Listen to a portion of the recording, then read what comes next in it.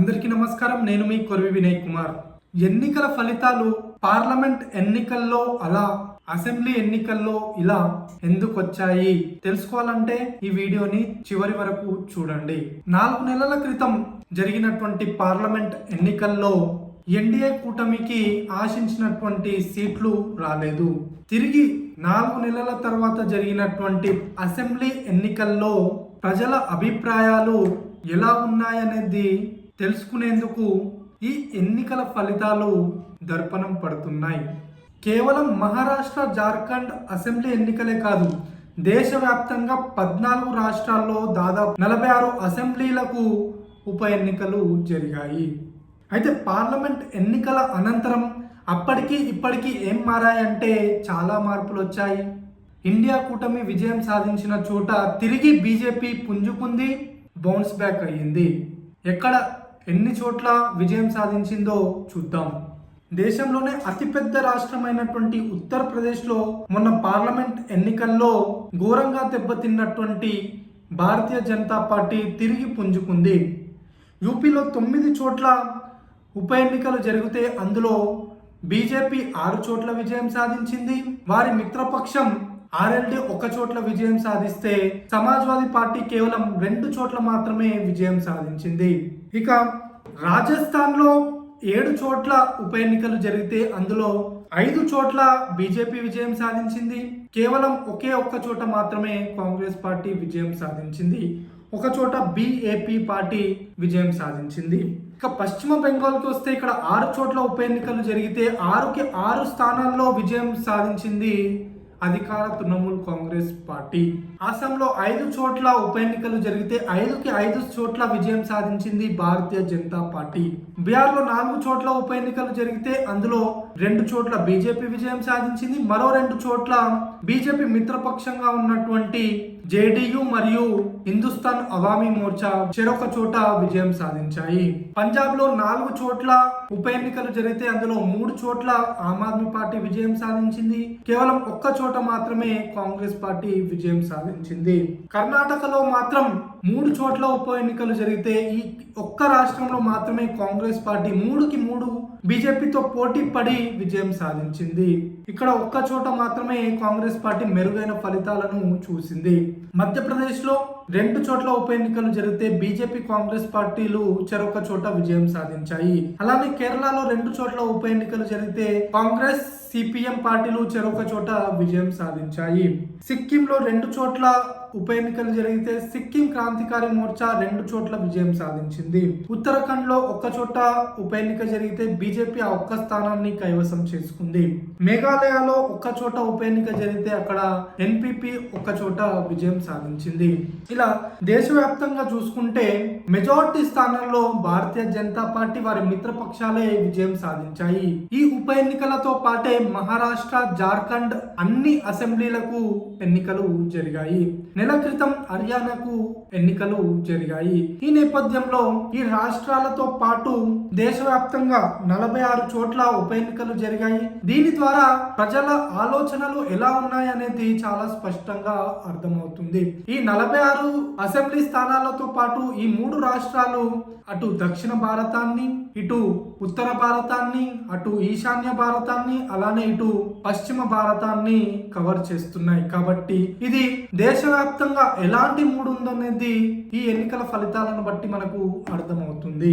మొన్న జరిగినటువంటి పార్లమెంట్ ఎన్నికల్లో అతిపెద్ద రాష్ట్రాలైనటువంటి ఉత్తరప్రదేశ్ మరియు మహారాష్ట్రలో బీజేపీ, ఎన్డీఏ చాలా ఘోరంగా విఫలమైంది. ఉత్తరప్రదేశ్ లో అయితే 80 చోట్ల పోటీ చేస్తే కేవలం బీజేపీ మిత్రపక్షాలు 36 చోట్ల మాత్రమే విజయం సాధించాయి. రెండవ అతిపెద్ద రాష్ట్రంగా ఉన్నటువంటి మహారాష్ట్రలో 48 పార్లమెంట్ స్థానాలు ఉంటే అక్కడ కేవలం 17 స్థానాల్లో మాత్రమే ఎన్డీఏ విజయం సాధించగలిగింది.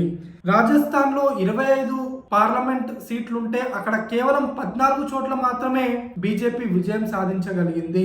అయితే జార్ఖండ్, హర్యానాలో మాత్రం ఇండియా కూటమి అలానే ఎన్డీఏ కూటమి చెరొక్క సగం స్థానాలు అంటే 50% వాళ్ళు 50% వీళ్ళు గెలవగలిగారు. దీనివల్ల పార్లమెంట్ లో బీజేపీకి సొంతంగా మెజారిటీ రాకపోవడంతో మిత్రపక్షాలతో కలిసి ప్రభుత్వాన్ని ఏర్పాటు చేయవలసి వచ్చింది.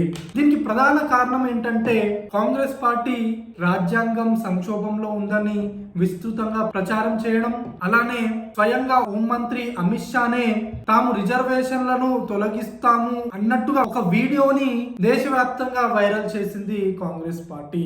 అది ఒక ప్రధాన కారణం. అలానే తాము 400 సీట్లలో విజయం సాధించబోతున్నామంటూ బీజేపీ ఒక ఓవర్ కాన్ఫిడెన్స్ ను ప్రదర్శించింది. ఇది కూడా పార్లమెంట్ ఎన్నికల్లో ఎన్డీఏ పతనానికి ఒక ప్రధానమైనటువంటి కారణం. తిరిగి దెబ్బతిన్న చోటనే లేచి నిలబడింది భారతీయ జనతా పార్టీ.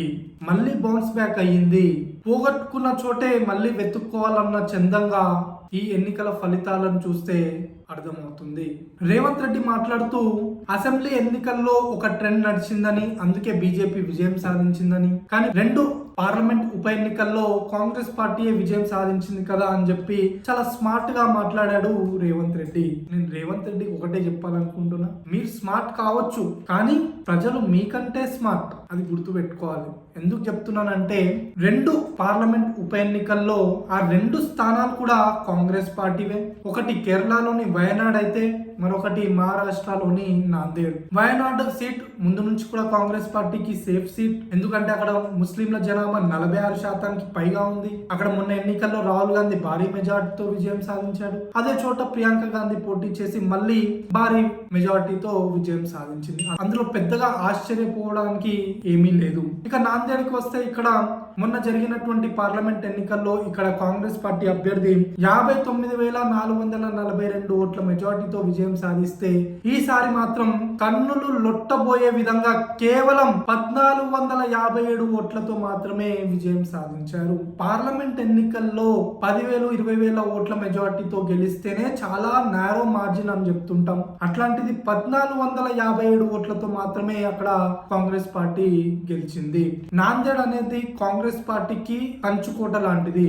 అక్కడ బీజేపీ కేవలం 2 సార్లు మాత్రమే విజయం సాధించింది. ఒకటి 2004లో, మరొకటి 2019లో. మిగిలిన అన్ని సార్లు కూడా ఎక్కువ సార్లు కాంగ్రెస్ పార్టీనే ఇక్కడ విజయం సాధించింది. అక్కడ కేవలం 1,457 ఓట్లతో కాంగ్రెస్ పార్టీ గెలవడాన్ని రేవంత్ రెడ్డి ఆ విధంగా అనడం నిజంగా ఆశ్చర్యాన్ని గురి చేస్తుంది.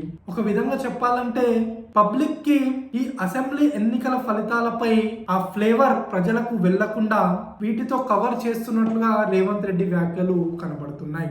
దేశవ్యాప్తంగా ఎన్నికల ఫలితాలను చూస్తే బీజేపీ 20 చోట్ల విజయం సాధించింది. వారి మిత్రపక్షాలు 6 చోట్ల విజయం సాధించాయి. కాంగ్రెస్ పార్టీ కేవలం 7 చోట్ల మాత్రమే విజయం సాధించింది. వారి మిత్రపక్షాలు 2 చోట్ల విజయం సాధించాయి. తృణమూల్ కాంగ్రెస్ సొంతంగా పోటీ చేసింది. 6 చోట్ల పోటీ చేస్తే 6కి 6 స్థానాల్లో విజయం సాధించింది.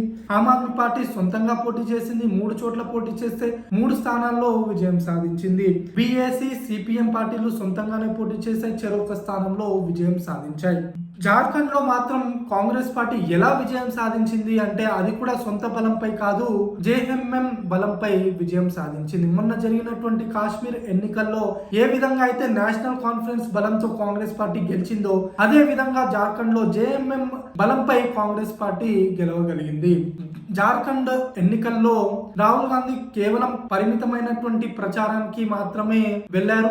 అది కూడా కేవలం కాంగ్రెస్ అభ్యర్థులు ఉన్న చోట మాత్రమే ప్రచారం చేశారు. దీనిపై కూడా జేఎంఎం విమర్శిస్తుంది. పోనీ కేరళలోనైనా పెద్దగా విజయాలను నమోదు చేసిందా కాంగ్రెస్ పార్టీ అంటే అది లేదు. పినరాయి విజయంపై తీవ్ర వ్యతిరేకత ఉందని చాలా ప్రచారం చేశారు. అయినా కూడా పెద్దగా అక్కడ లాభం పొందలేకపోయారు. వయనాడు ముందు నుంచి కూడా వారి స్థానమే, మళ్ళీ ఆ స్థానాన్ని తిరిగి నిలబెట్టుకున్నారు. పాలక్కాడ్ కూడా వాళ్ళ స్థానమే, దాన్ని కూడా తిరిగి నిలబెట్టుకున్నారు. చిలకర అసెంబ్లీ నియోజకవర్గంలో మాత్రం సిపిఎం విజయం సాధించింది.